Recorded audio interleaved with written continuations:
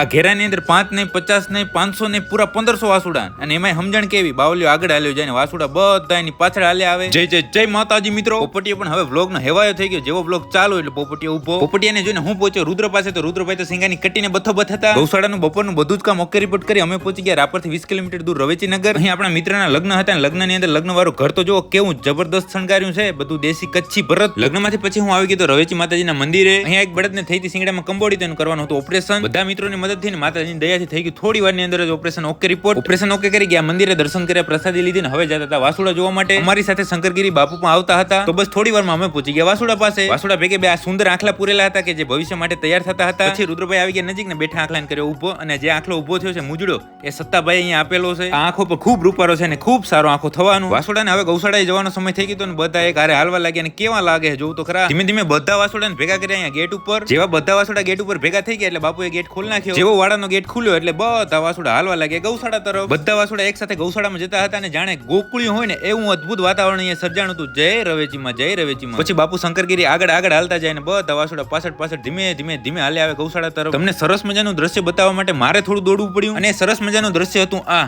જેવી ગૌશાળા નજીક આવે ને વાસુડા મંડ્યા દોડવા મંડ્યા દોડવા મંડ્યા દોડવા, અને બસ થોડી વારની અંદર પહોંચી ગયા સીધા ગૌશાળાએ. પણ એ બધા વાસુડામાં જે વાસુડા પૂંજે શંકરગીરી બાપુના હેવાયા હતા એ તો આરામથી એની પાછળ પાછળ જ જતા હતા. હવે મારે અહીંયાથી જવાનો સમય થઈ ગયો તો બધા ભાઈઓને કર્યા રામ રામ ને જય માતાજી. માતાજી જેવા ગૌશાળાએ પહોંચે ને અહીંયા પહોંચ્યા ભેગે તો ભયંકર સરપ્રાઈઝ મળી ગઈ. આ દ્રશ્ય જોઈને તમે થોડા સરપ્રાઈઝ થાવ. તો ભલે મિત્રો હવે આજનો આ દિવસ પૂરો, આજનો વ્લોગ પૂરો. તમે લાઈક કોમેન્ટ શેર કરવાનું ના ભૂલતા.